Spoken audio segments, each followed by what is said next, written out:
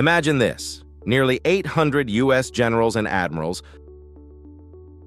some stationed around the globe, suddenly summoned on short notice to a base just outside Washington. No public agenda, no clear explanation. The order arrives from the top: you must attend. What's going on? Is this a purge? A recalibration of military doctrine? A political power play? In today's video, we'll unpack the facts, the reactions, and the stakes of one of the most unusual military convocations in recent U.S. history. Let's dive in. Here's what we know so far. In late September 2025, Defense Secretary Pete Hegseth issued a directive ordering virtually all U.S. generals and admirals serving in command positions, ranks 07 through 010, plus their senior enlisted advisors, to travel to Marine Corps Base Quantico, Virginia. The number often cited is 800. Though analysts caution the actual count of attending generals and flag officers in command roles may be smaller.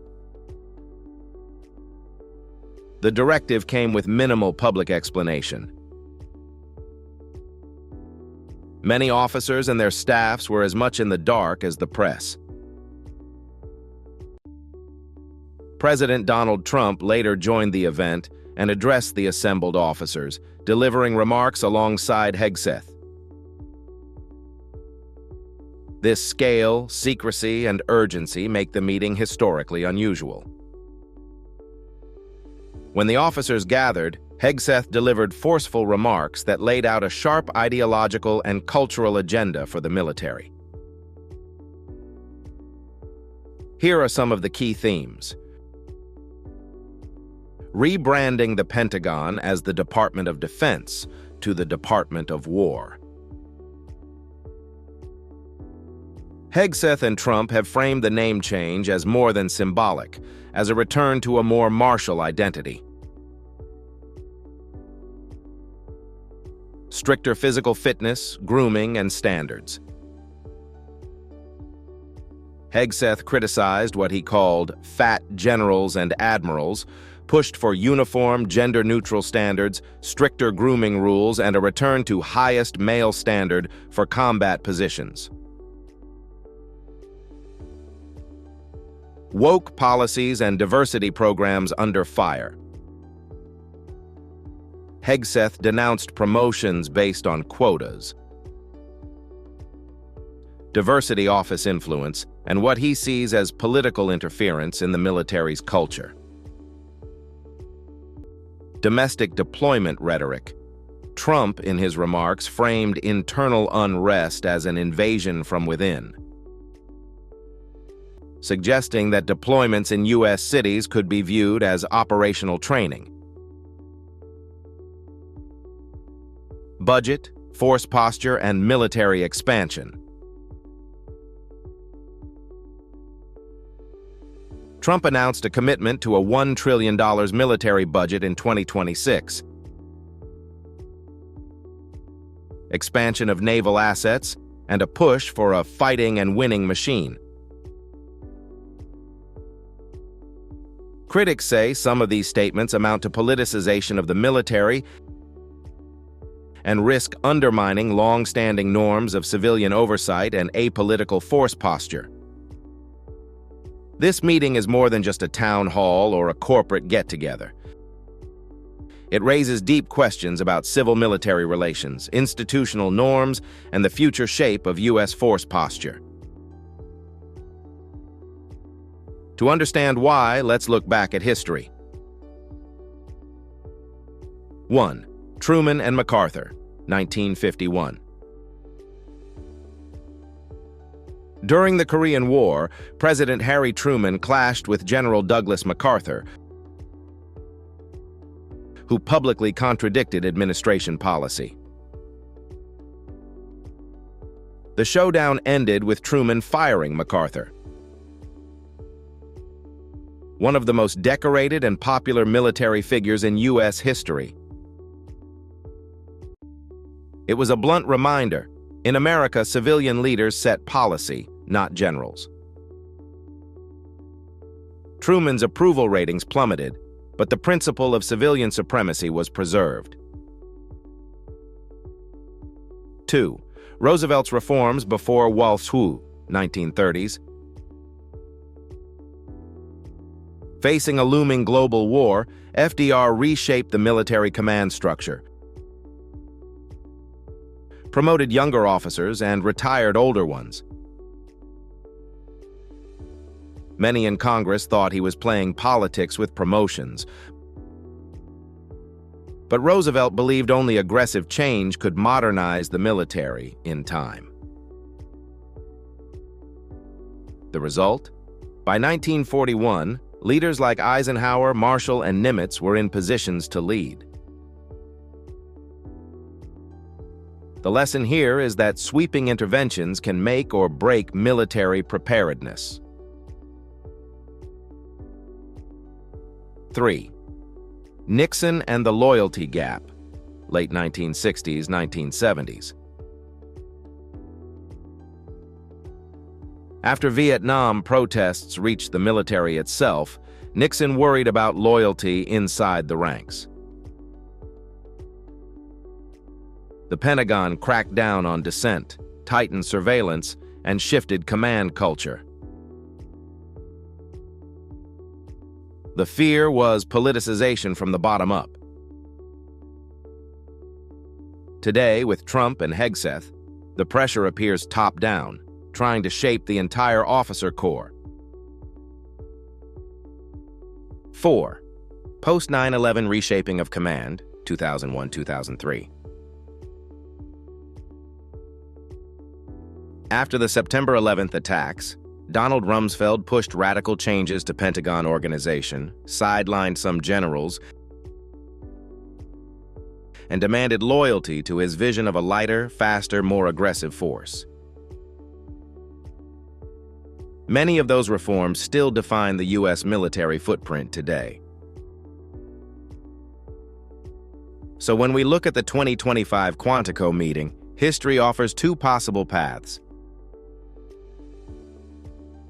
This could be another Truman moment, reaffirming civilian control but sparking controversy. Or it could be more like Roosevelt's reshaping of the officer corps,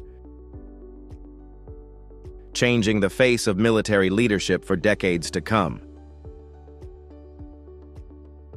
But unlike those earlier cases, summoning hundreds of generals all at once under a political banner is unprecedented. And that's why critics say the risks are so high. Unsurprisingly, the meeting drew sharp reactions from across the political and defense spectrum. Congressional criticism: Senator Jack Reed on the Senate Armed Services Committee called it an expensive, dangerous dereliction of leadership.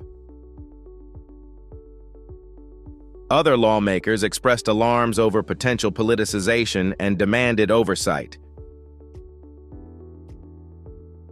Inside the Pentagon and among officers, some officers reportedly expressed concern privately about being put in a position to publicly endorse controversial domestic strategies. A retired general referenced a precedent from 1935 Germany where generals were suddenly summoned and forced loyalty oaths. Hegseth responded dismissively. That exchange raised eyebrows. Media and analysts. Many analysts describe the event as unprecedented, a spectacle, or risky in terms of civil-military norms. Some commentaries compared it to a political rally more than a military summit. Overall, the reactions reflect deep unease about where this might lead. As the dust settles, here are some plausible paths forward and signs to watch. Command reorganization, consolidation. Analysts believe Hegseth may move to restructure commands, for example, merge geographic commands, to justify reducing officer counts. Doctrinal shift toward domestic operations. The domestic deployment rhetoric could presage a greater role for the U.S. military in domestic law enforcement or internal security operations. That path would be fraught with legal, constitutional, and political risks. Some people fear it is preparation for Trump declaring midterm elections stolen should he lose the House or the Senate. If there are riots, he would be ready to send in the military, declare martial law, and put his own people in place. This would be a total overthrowing of American democracy, helped by military leaders loyal to him. Public statements, loyalty tests for generals. Watch whether generals begin issuing statements in support of or against controversial policies. That would test limits of military neutrality. Pushback from Congress or the courts. Expect hearings, oversight, and possibly legal challenges if the military is asked to act in domestic contexts or politicized further. Effects on recruitment and promotions. If Hegseth's new standards, fitness, grooming, disciplinary rules, are strictly enforced, we could see retention or promotion impacts. The question is, will this moment be a one-off spectacle or a turning point for how the U.S. military is governed and framed in American politics?